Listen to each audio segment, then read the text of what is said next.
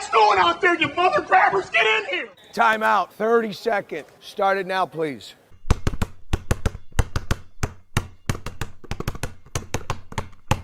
Oh, William, my boy, right on time. Come in. Sit down. No thanks, guys. I already had breakfast this morning. This is not a meal, Valentine. We are here to try to explain to you what it is we do here. We are commodities brokers, William. Now, what are commodities? Commodities are agricultural products, like coffee that you had for breakfast, wheat, which is used to make bread, pork bellies, which is used to make bacon, which you might find in a bacon and lettuce and tomato sandwich. And then there are other commodities like frozen orange juice and gold, though, of course, gold doesn't grow on trees like oranges. Clear so far? Yeah. Good, William. Now, some of our clients are speculating that the price of gold will rise in the future, and we have other clients who are speculating that the price of gold is going to fall. They place their orders with us, and we buy or sell their gold for them. Tell them the good part. The good part, William, is that no matter whether our clients make money or lose money, Duke and Duke get the commissions. Well, what do you think, Valentine? Sounds to me like you guys are a couple of bookies. I told you he'd understand. Hey, what's up? My name is Munchie. I'm a former athlete just like you, and this is 30 or Full.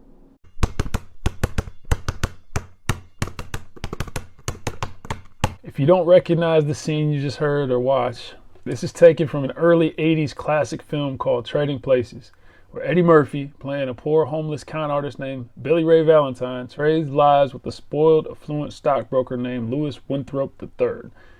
If you haven't seen it, do yourself a favor and go watch it as soon as possible, because it's a classic film and it'll make the rest of what you're about to hear much more poignant and relevant. As former athletes, one of the things that attracted us to participate in the sports we played were the people we saw playing at different levels. For some, our local high school stars we saw as elementary school students were the hero we wanted to emulate, or maybe a college star that turned out to become a well-known professional athlete. For me, that was like Grant Hill, came up in the 90s. Or maybe it was always a pro athlete you saw on ESPN's Top 10 highlights, back when they used to do those. Yes, I'm aging myself. But if you think back, really think to who that was and think about how much you actually knew about that athlete as a person as opposed to what you just knew about them from the sport they played, do you think you would have wanted to trade places with them? As a kid, more than likely you would have answered, absolutely. Yeah, man, let me get on that stage. But now that you're an adult, your answer probably has a little bit more nuance and thought behind it. But if asked that question, would you trade places with that same person today if they're old now at the age they're at today? What do you think? So let's take an extreme example. How about, I don't know, let's say Warren Buffett. Would you, as the adult you are today, with the life you have right now, trade places with the Warren Edward Buffett if he agreed to it? Not for any specific length of time. Assume it would have to be permanent. Considering everything that makes you you and everything that makes him him would have to be given up. So that means your current physical status and his physical status, your current relationships and his relationships, your current gifts, possessions, your current weaknesses and strengths, your current age, and the time you may or may not have left, all for his and his for yours. What do you think? Fair trade? I've been losing friends and finding peace. But honestly, that sounds like a fair trade to me. Message! Chili Tita! Okay, sorry. That really had no relevance to the topic at hand, but the song is called Fair Trade, and it's dope, so I couldn't resist. Thanks, Drake.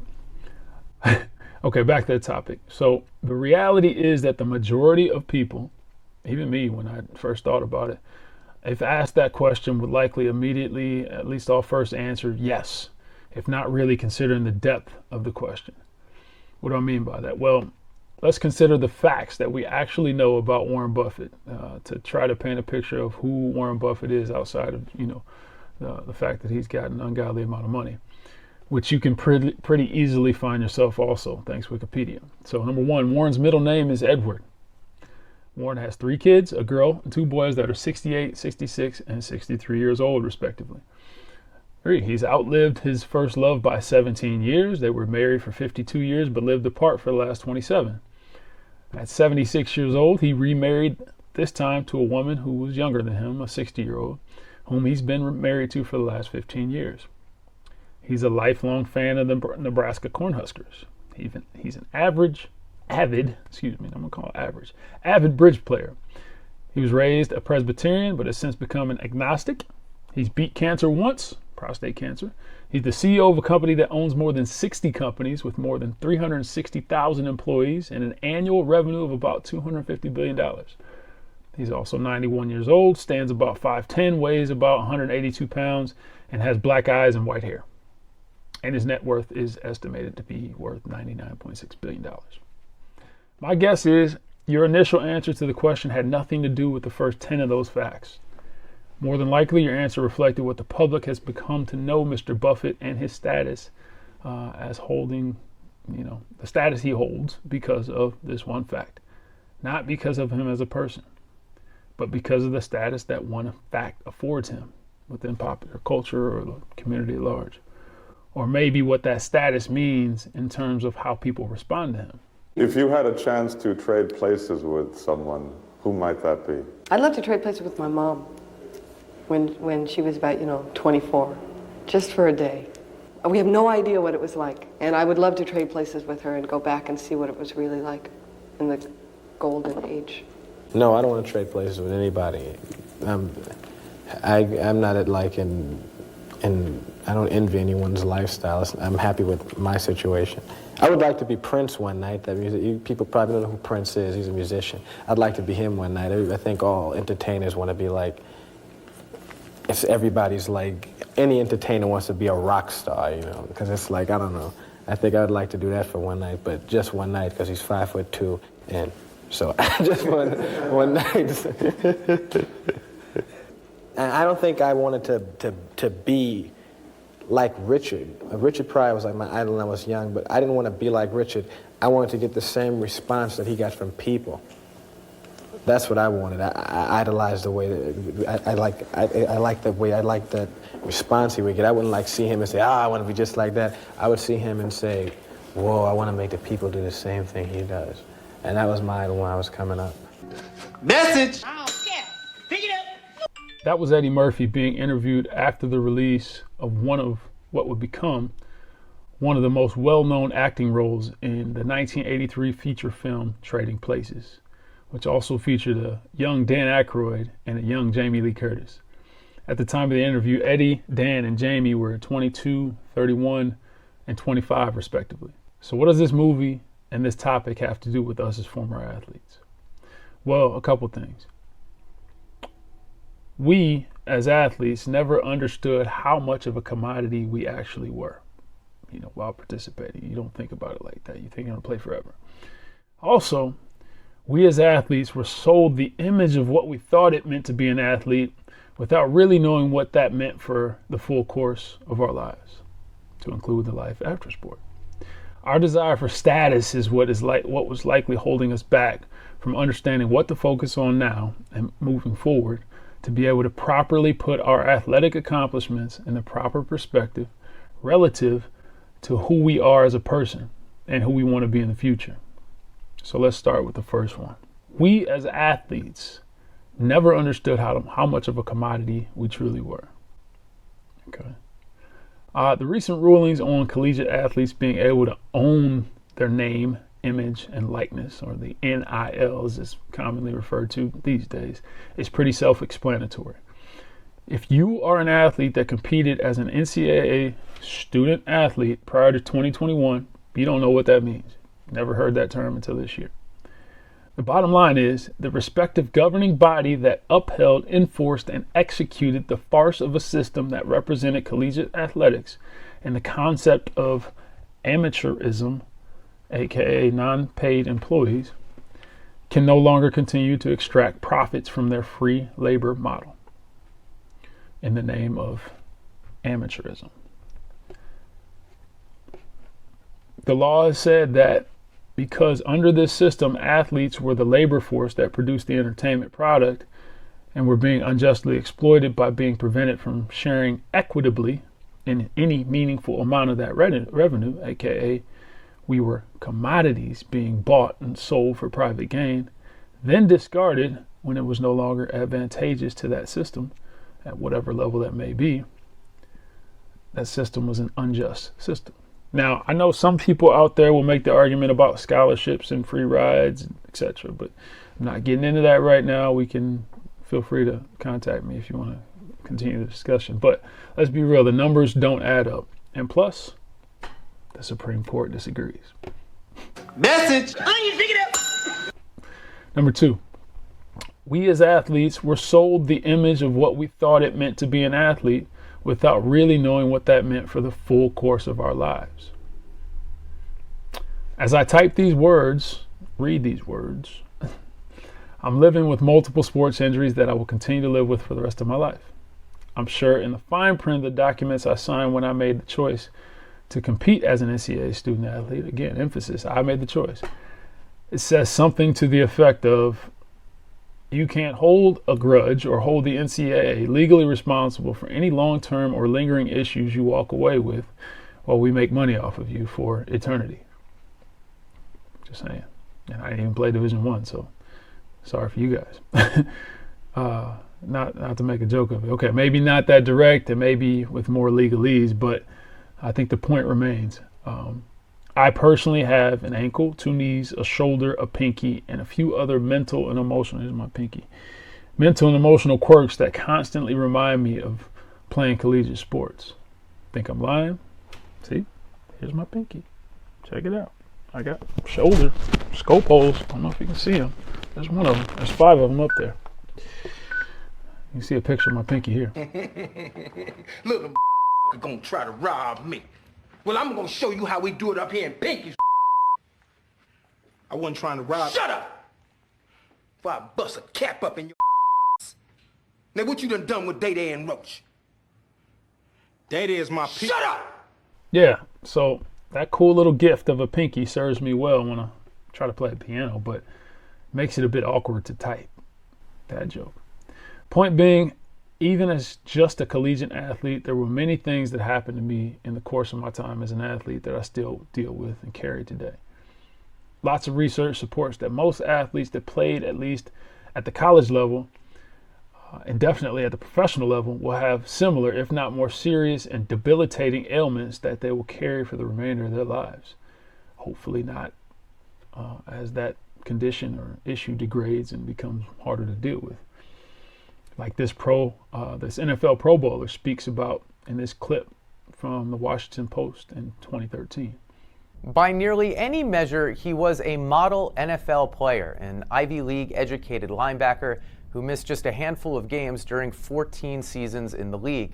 Reggie Williams helped lead the Bengals to 2 Super Bowls while winning the NFL Man of the Year and Humanitarian Service Awards. He was a Sports Illustrated Sportsman of the Year, not to mention, while still playing, a Cincinnati city councilman. So why is a one-time NFL poster boy now at odds with the league? Fold producer Gabe Silverman has his story. I play with a lot of intensity. Always wanted to make the impact play that would change the momentum of the game. Sometimes I find myself high in the air, hurtling towards the quarterback and wonder, how'd I get here? It's hard to imagine that the man who was so dominant on the field for nearly a decade and a half can barely walk upright today. Pain is relative. So on a day-to-day basis, if your starting point is a broken foot, okay, how much does it hurt to have a broken foot? Well, my pain is so great that I don't even notice that I have a broken foot. The source of agony for Reggie Williams are his knees. Over the course of 24 surgeries, including 4 knee replacements, he contracted a flesh-eating bacteria. It cut away 3 inches from his right leg, leaving a gaping hole. The trauma was so bad, it required an extreme procedure called a double gastroc flap to patch it up. A double gastroc flap means they take the other side and then flip that up. So now you have no calf muscles. At issue is who should pay for the healthcare costs, not just for Williams, but for the thousands of retired NFL players whose on-field injuries have long-lasting effects. I didn't get my knee injuries from an allergic reaction to pixie dust while working at the Disney company. My injuries and knee problems occurred because of surgeries that took place during my career with the Cincinnati Bengals. If players play in the NFL for 3 years, they can get 5 years of insurance when they retire, after which they are covered by future employers or they have to self-insure. But the more serious injuries, like Williams' leg, is then considered a pre-existing condition and is virtually uninsurable. I have insurance for everything with this, but everything revolves around this. And I've been without insurance for that since 2009, so that all of the costs having to do with rehab or any kind of therapy or going to the doctor, all of that is out of pocket. The NFL and the Players Association do have a select number of programs, but players complain it's unnecessarily difficult to be accepted. A congressional report in 2008 showed that the NFL disability program only had a 34% initial approval rate. Even if accepted, players complain the payouts aren't sufficient to cover the costs. Williams, after years of paperwork, was granted $5,000 for only one of his knee replacements. You know, when I got the letter from the NFL saying you've been approved for a $5,000 grant for having a knee replacement, they acted like I should treat it like I won the lottery. My operation cost over $500,000. $5,000 is just a drop in the bucket, not only for the actual cost, but the mental cost. I'd rather the NFL treat me with the respect that comes with having played their game for so long and not force players to grovel and act as if every handout deserves a Congressional Medal of Honor. One area of contention has been workman's compensation, a program that is paid by the employer, but varies wildly from state to state.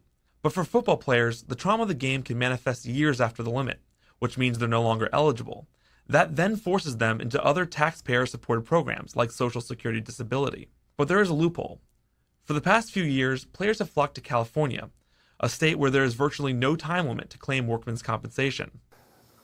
The bureaucracy of trying to even figure out, why and where to file is something that we were never given as part of our exit, interview with the NFL. In fact, I don't remember getting an exit interview when I retired after 14 years from the Cincinnati Bengals. Over the past few years, claims in California have shot up, which has made it the focal point for lobbying from both the players and the NFL. That's bull. While we were visiting Reggie Williams at his home in Orlando, he received news that the California Assembly voted 57-1 on a bill that would close the loophole. Based upon things beyond my control, things going on in the state of California, the enormously deep pockets of the NFL that they can get all kind of lobbyists to basically speak their speech. Today they scored. They gained an advantage. Okay, they took away some hope of justice. In this letter, there's a side of Mike which I wish was still alive right now. November 28, 2007. Dear Reggie, congratulations on all that you have accomplished at Disney. You deserve to be proud about all of this. As a Dartmouth guy and someone associated with the Bengals, I have always been proud of what you have done. I wish you were well with your health issues. You have dealt with the whole rehabilitation of your knees in a heroic fashion. You deserve a good result. I hope it comes soon. Sincerely, Mike. And you're right, Mike, I do deserve a good result. I wish the representatives in the state of California knew that the owners really felt the players deserve a good result in private, but public are litigious like no one else. And here I am complaining about a poor pinky and a couple scars on my shoulder. Wow. That clip was from 2013. In 2015, life would add to this heroic competitor's physical struggles when he unexpectedly suffered from a stroke at a bar while watching a college football game near his home in Florida, which left him unable to speak. Since then, Mr. Williams has worked to regain his speech as he did as a child in Flint, Michigan at the Michigan School for the Deaf.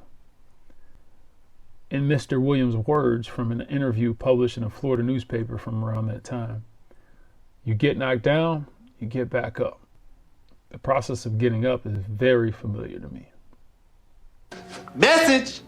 Yellow Peter! Findings from a 2020 research paper published in the BMJ Open Sport and Exercise Medicine journal titled "Prevalence of Total Hip and Knee Arthroplasty in Former National Football League Players, a Comparison with General U.S. Population and Other Populations of Professional Athletes," suggested that, and you got to bear with me, I'm going to just read exactly what it says. There's a couple things. Number one, the prevalence of total knee arthroplasty and total hip arthroplasty within the cohort of former national football players was 12.3% and 8.1% respectively. And NFL players have total knee arthroplasty at younger average ages, but at similar rates to other sport populations of soccer and rugby. Now let's pray that not a single other former professional athlete has to walk the path that Mr. Reggie Williams has had in his life thus far. But to Mr. Williams, I am better for having come across your story, sir. Thank you for what you've contributed to the sport of football, and thank you for the inspiration you still provide people in your battle and your struggle today. Appreciate you. Salute. Praying for you, sir.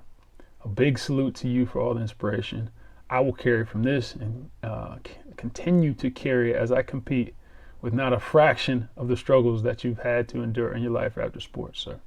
I'm better for having watched and read so much about you that's online and available, and that's why I wanted to include it here. Simply put, thank you, sir, and God bless.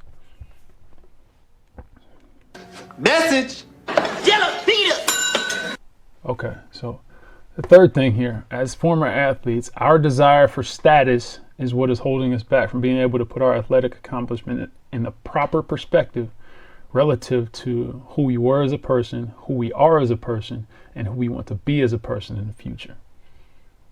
Now, if we're being honest with ourselves, some of what drove us to love playing the sports we did was the notoriety, admiration, fanfare, and status of what it meant to be an exceptional athlete within a community and culture that has grown to hold athletes on a pedestal. Rightfully so. Some of the best competitors you ever meet, they're athletes. Salute. But the popularity of the three major American sports, football, basketball, baseball, so the NFL, the NBA, and MLB, at the professional level, has ballooned potential payoffs and changed the risk dynamic for any future athlete, considering whether or not they might have what it takes to play at that professional level. So basically, you can make more money, so it makes more sense to commit more of your time required to give yourself a chance. So when middle-of-the-road athletes are having long careers and making 8 figures or more while playing a game, I mean, you can't help but try. You know what I'm saying? I understand. But, there's a real but. What we really need to be honest about as former athletes and as athletes, projecting things on future athletes is whether or not we're making a judgment call to pursue a sport based on all the information we could possibly have available to us, or are we just looking at the potential upside? And when we're done playing, because the game eventually ends for all of us, no matter if you're LeBron James or Tom Brady, at some point in time, sorry, Tom, you got to hang it up. Who do we want to be? After all that's said and done, all the fanfare, all the Super Bowls and NBA championships you can win, at some point in time you hang it up. Who do you want to be at that point? The fact remains that we will be former athletes, even if that's a real thing, but we'll save that for a later discussion. We'll be former athletes much longer than we will or would have been considered current athletes. But in both cases, who we become as a competitor really never changes. And if we know how to view ourselves as people and how to really understand our self-image alongside our self-image as athletes with the proper perspective, then we find ways to compete to be the best person in that image, not in the image of an athlete. Regardless, we win either way. So, with that said, don't stop keeping score. Old is dope. Thank you for your time. Hope to hear from you. Hope we can make this better together. Peace.